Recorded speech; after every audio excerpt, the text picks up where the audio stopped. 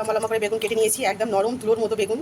আর বেগুন ভাজা খেতে তো দারুণ লাগে, কিন্তু আজকে বেগুন শুধু ভাজা করবো না, আজকে করবো একটা স্পেশাল রান্না, যেটা হচ্ছে ফেমাস বেগুন সুন্দরী। যেটাই রান্না করবো, এটা করবো পোস্ত আর সর্ষে দিয়ে বানাবো, সাথে দেবো আদা কুচি, টমেটো আর কাঁচা লঙ্কা। তো চলো ঝটপট সুন্দর করে বানিয়ে ফেলি। আর এখানে আর সাথে থাকছে সয়াবিন ভিজিয়ে রেখে ছেঁকে রেখেছি, দেখো একদম জল চিপে নিয়েছি। আর ছোটো ছোটো করে ঝিঙে আলু কেটে নিয়েছি, সেটা আর কি ঝিঙে আলু পোস্ত দিয়ে করবো। এই যে পোস্ত ডাব্বা আমি বের করে রেখেছি, ঝিঙে আলু পোস্ত দিয়ে বানাবো। তো সাথে এই যে সর্ষে, সাদা সর্ষে, কালো সর্ষে, সাদা তিল, যা দেবার টুকটাক মশলা দেবো। তো চলো বানিয়ে ফেলি, আর দেরি না, দেখাচ্ছি তোমাদের কীভাবে বানাচ্ছি। তো চলো, সয়াবিনটা আগে লবণ আর হলুদ দিয়ে ভেজে নিচ্ছি। সয়াবিনটা ভাজলে আগে থেকে ভালো লাগে তবে খেতে, লবণটা সয়াবিনের মধ্যে ঢুকলে একটা টেস্ট অন্যরকম হয়। আগে ভেজে নিচ্ছি, আর এর ফাঁকে আমি মশলাটা করে নেবো। তো চলো মশলাটাকে করে নিই। দেখো এক এক করে সমস্ত মশলা আমি দিয়ে নিয়েছি, পোস্ত, সাদা সর্ষে, কালো সর্ষে, সাদা তিল, দেখো সব নিয়ে নিয়েছি। এরপর দিয়ে দিচ্ছি যে কাঁচা লঙ্কা আর আদা কুচি, আর দেবো একটা বড়ো সাইজের টমেটো, অনেকটা বড়ো।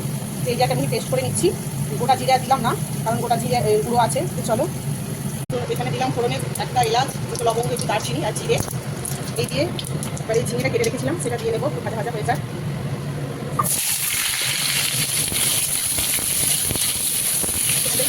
দেখো আমার চিনিটা কেমন পরিষ্কার হয়েছে জানিও, কিন্তু দেখো চিনিটা কেমন পরিষ্কার করেছি, কালকে করেছিলাম। এই দেখো একদম ঝাঁ চকচকে হয়ে আছে চিনি আমার, দেখেছো নিজে হাতে পরিষ্কার করেছি। এটা মিট চিনি, ভিতরটা একটু একদম সাদা সাদা বেরিয়ে যাচ্ছে। চলো, এই যে এটা কাঁচা লঙ্কা আর দিলাম, এরপরে মশলাটা দেবো, যে মশলা করেছি সেটা দিয়ে দেবো।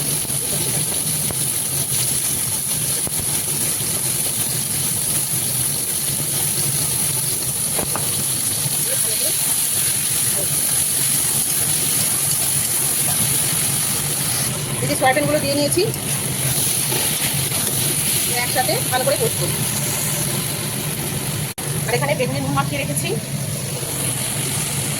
এই যে হলুদে লঙ্কার গুঁড়ো আর হলুদ গুঁড়ো বেগুনে মেখে ফেলেছি, সুন্দর করে সাজিয়ে নিচ্ছি। এবার তেলেতে ভেজে নেবো এক একটা,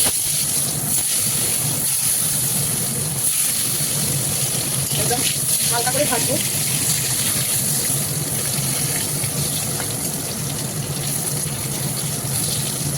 আর এই যে ফুটে দিয়ে ফুটছে,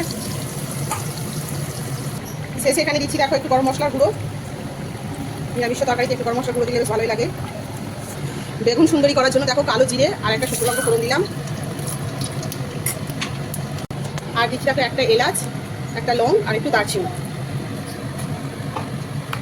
তারপরে যে মশলাটা করেছিলাম সেটা দিয়ে দিচ্ছি, একটু জল দিলাম। তারপরে দিচ্ছি দেখো 4টে কাঁচা লঙ্কা চেরা, একটু কাশ্মীরি লঙ্কার গুঁড়ো কালারের জন্য, পরিমাণ মতো লবণ দেবো, একটু হলুদের গুঁড়ো আর দেবো একটু জিরে গুঁড়ো। ব্যাস, এবার ভালো করে মশলাটা বেশ খানিকক্ষণ কষে নেবো। মশলাটা ধুয়ে একটু জলও দিয়ে নিয়েছি, ভালো করে কষতে থাকি। এই মশলাতে আরও যেটা অ্যাড করেছিলাম সেটা হচ্ছে সাদা তিল, পোস্ত, 2 রকম সর্ষে, আদা, কাঁচা লঙ্কা আর টমেটো। এটাকে মিক্স করে নিয়েছিলাম, নিয়ে অর্ধেকটা সর্ষের তরকারিতে দিয়েছি, আর বেশি পরিমাণটা এই বেগুন সুন্দরীতে দেবো, মানে দিলাম আর কি। চলো ভালো করে কষে নিই। দেখো বন্ধুরা, আমার মোটামুটি মশলা কষা হয়ে গেছে। দেখো তোমরা দেখেই বুঝতে পারছো তেল ছেড়ে দিয়েছে। মশলাটি কীভাবে করতে হবে, ফেমাস বেগুন সুন্দরী। দেখো একদম অল্প পরিমাণে, এই যে জাস্ট একটুখানি জলটা দেবো, দিয়ে এটা ফুটে গেলেই বেগুনগুলো দিয়ে দেবো।